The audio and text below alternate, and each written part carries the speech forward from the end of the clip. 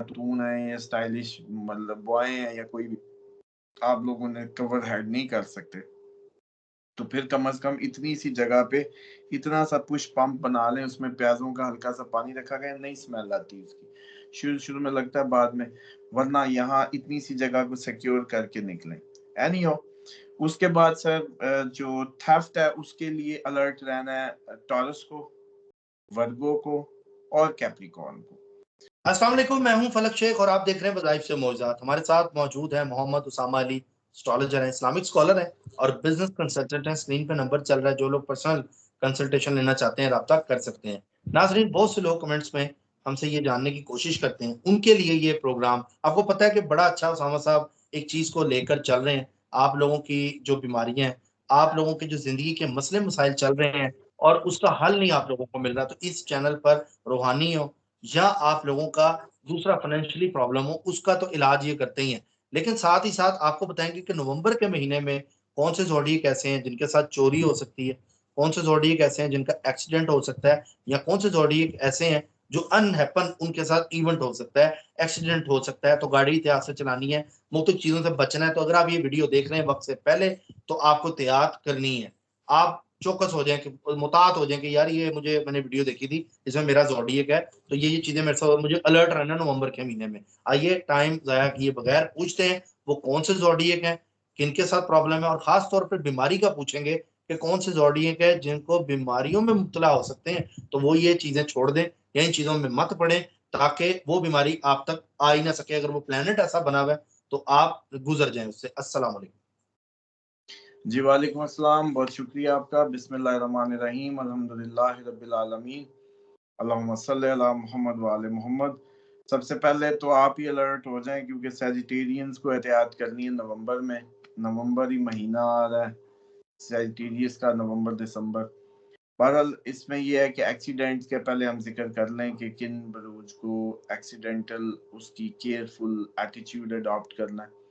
उसमें सबसे ज़्यादा एरीज को, और इसी तरीके से जेमिनी को, और उसके बाद सैजिटेरियस को। ये तीन होंगे जिनको नवंबर के महीने में, क्योंकि इनका जो मार्स और सैटर्न की ऐसी स्केयर पोजीशन जो है वो इनके लिए ट्रबल कर रही है। एरीज के लिए इसी मरकरी का जो है नवंबर में जब रेट्रोग्रेड होगा तो जेमिनी का दिमाग घुमा होगा, उसकी कम्युनिकेशन लीडिंग टू वो चला जाएगा, क्योंकि नवंबर के महीने में वो होगा जाके कहीं 16 के बाद मरकरी रेट्रोग्रेड जब उल्टा घूमेगा, तो जेमिनी के लिए ट्रबल्स करेगा। उसके बाद सैजिटेरियस के लिए जुपिटर और उसके मार्स का जो है वो आपस में जो क्या कहते हैं एस्पेक्ट जो है वो इनके लिए थोड़ा सा इनका रेकलेस बिहेव जो है, थोड़ा सा ऐसे दिल करे रेस दूं, पाँव दूं, इस तरह की फील आए कि पट के रख नहीं जैसे होता माइंड, ऐसा माहौल बना हो, तो वो इनको होश ही ना रहे कि भाई पाँव कैसे दिया था, आगे तो वो एक्सीलेटर था। बहरहाल इस तरह की जो फीलिंग्स हैं वो इनको एक्सीडेंटल बिहेव की तरफ ले जा सकती। उसका एक ही इलाज है, सबसे पहले तो घर से निकलने की दुआ पढ़ के निकलें, बिस्मिल्लाह तवक्कलतु अलल्लाह वला हौला वला कुव्वता इल्ला बिल्लाहिल अलिय्युल। ये तो जिंदगियों का हिस्सा बनाएं। उसके बाद जाहिर बात है आयतुल कुर्सी पढ़ें, सफर की दुआ पढ़ें, अपनी हिफाजत का हिसाब बांधें और फिर निकलें। शैतानी दौर है, बिल्कुल घरों से ऐसे ना निकला करें। मैं तो अब एक्स्ट्रा एक्सेसिव अपने जैतून नाक कान में लगा, अपने हाथों पे पाँव की उंगलियों पे लगा के सर कवर करें, या फिर प्याजों का पानी या कोई खुशबू लगा के सर पे इस जगह पे ना निकले। अव्वल तो कैप लेने की आदत बनाए, मैं भी अब कोशिश कर रहा हूँ। वरना फिर यही है कि अगर आपको बड़ी मजबूरी है, नंगा सर, आप कोई स्टाइलिश खातून है या स्टाइलिश मतलब बॉय है या कोई भी, आप लोग उन्हें कवर हेड नहीं कर सकते, तो फिर कम से कम इतनी सी जगह पे इतना सा पुश पंप बना लें, उसमें प्याजों का हल्का सा पानी रखा गया, नहीं स्मेल आती उसकी। शुरू शुरू में लगता है, बाद में, वरना यहाँ इतनी सी जगह को सिक्योर करके निकलें।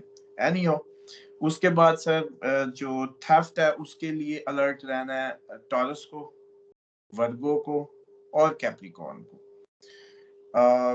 उसमें ये है कि जो वीनस को अपोजिशन मिल रही है नेपच्यून की, वो होता है कि थोड़ा सा ऐसे धोखेबाज किस्म के जो है इंडिविजुअल्स को इनकी लाइफ में लाए, जिसकी वजह से इनको ट्रबल हो, और टॉरस को जो है वो कोई चोरी चकारी का सामना करना पड़े, ऐसा होता है। ये डाके की बात नहीं हो रही, चोरी की बात हो रही। दूसरा, वर्गो को मरकरी रेट्रोग्रेड जब होगा, वर्गो का जाहिर बात है जैसे जमनाई का रूलिंग प्लैनेट, तो इनके लिए भी मिसअंडरस्टैंडिंग्स और जिस प्लेसमेंट पे है वो इनके लिए भी चोरी चकारी का बायस बन सकता है। उसके बाद कैप्रिकॉर्न के लिए जो है वो भी इसका बायस बनेगा फाइनेंशियल लॉस का, और वो इसमें चोरी भी इन्वॉल्व हो सकती है। तो ये वो 3 बुरूज हैं जिनको चोरी का सामना हो सकता है। पहले हमने 3 बनाए जिनको एक्सीडेंट का एहतियात करनी है, और अब जो है बीमारियों की बात होने लगी है। बीमारियों के लिए खसूसन हम सिर्फ मखसूस निकाल रहे हैं, वैसे तो पूरे लाहौर में जो भी रह रहा है वो एयर इंडेक्स खराब है। कराची में जो रह रहा है आलूदगी इतनी है, आप लोगों ने तो शहरी आबादियाँ इतनी बढ़ा ली जो गैर इस्लामी गैर शरई है। ये तो देहात और वो जैसे कहते हैं ना छोटे छोटे क्लस्टर्स में पूरा फैली हुई आबादियाँ होनी चाहिए थी, ताकि जो आपकी ये बीमारियां और ये सारी बलाएं वो कम वो आ गया है होती। मतलब लाहौर में, तो आ डिजीजेस की गया है। बात करें तो कैंसर। अच्छा, हमें तो अब पता ही कुछ नहीं सर, कौन सी स्मोक और कौन सी वो, आराम से निकलते हैं साफ हवाएं, पहाड़ों के व्यू, बस हमें ये पता चल जाता है आज कोई कोहर हो तो पहाड़ नहीं नजर आता, वरना साफ नजर आता है, बस ये फर्क पता चलता है। बात यानी और कैंसेरियंस को सर एहतियात करनी है, इनको थोड़ा सा साइकोलॉजिकल इश्यूज हो सकते हैं, तो क्योंकि दिमाग डिस्टर्ब होगा तो मैदा डिस्टर्ब होगा और अगली कहानी होगी। और वो जो भी कैंसेरियंस को सैटर्न की जो भी चांद, क्योंकि इनका रूलिंग प्लैनेट है ना, ये जब भी गुजरते, बल्कि ये मसला बड़े बड़े साइकोलॉजिकल जो साइकाट्रिक है ना डॉक्टर्स, वो नहीं सॉर्ट आउट कर सकते, इसमें एस्ट्रोलॉजी की हेल्प लिया करें। मेरी सबसे गुजारिश है 2-3 काम लाजमी किया करें।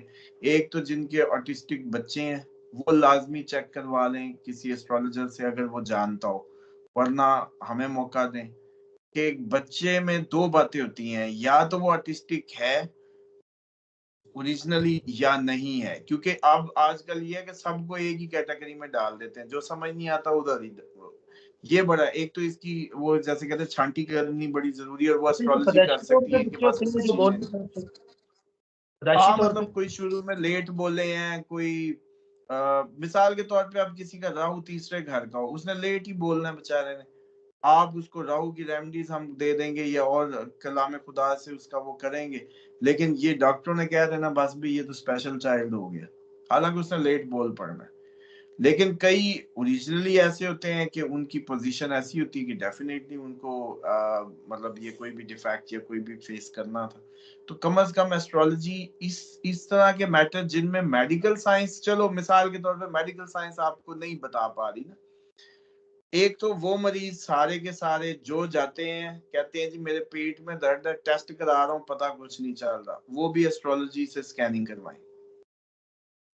इसी तरीके से वो भी जिनके बच्चे ऐसे ऑटिस्टिक हैं उनकी स्कैन एक दफा जिंदगी में करा लें।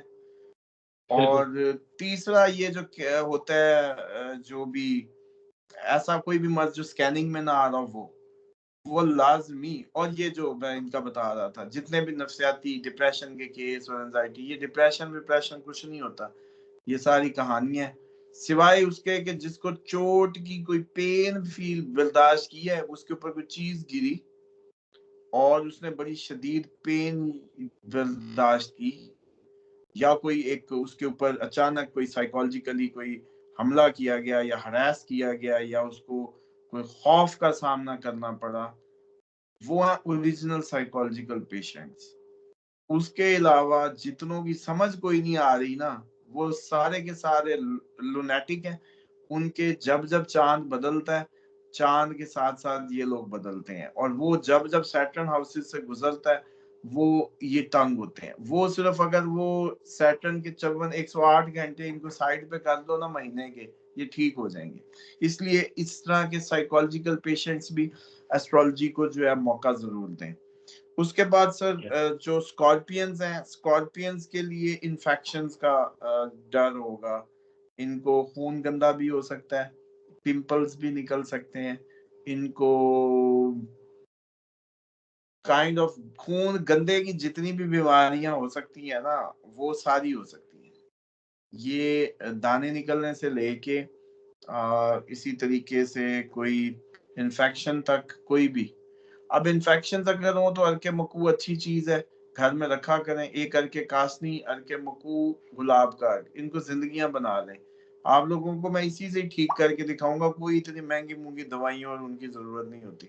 सिर्फ हमारे बिल्कुल ऐसे ही। इनको वज़ाइफ से मुअज़्ज़ज़ात चैनल पे आप अच्छे से अच्छी बीमारी भेजें, सवाल भेजें, प्रोग्राम को बल्कि आया तो पहले मिनट कैंसर में के ही। हवाले से एक और रेमेडी भी पूछ रहा काम था। करें जिसपे मुझे बड़ा अफसोस होता है कि देखें, आप लोगों को अगर आप लोग थोड़ा सा पहले 10 मिनट में, ये जैसे वज़ाइफ से मुअज़्ज़ज़ात की वीडियो आई, आप पहले मिनट में जाके एक दफा इसको लाइक और कमेंट कर लें, देखें बेशक बाद में, वो हेल्प हो जाएगी ताकि वीडियो ज्यादा से ज्यादा लोगों के लिए खैर का बायस बनेगी। फलक का भी दिल करेगा कि भी आप लोगों के लिए वही सवाल पूछे, इसका मतलब है क्योंकि वो ज्यादा सुना जा रहा है।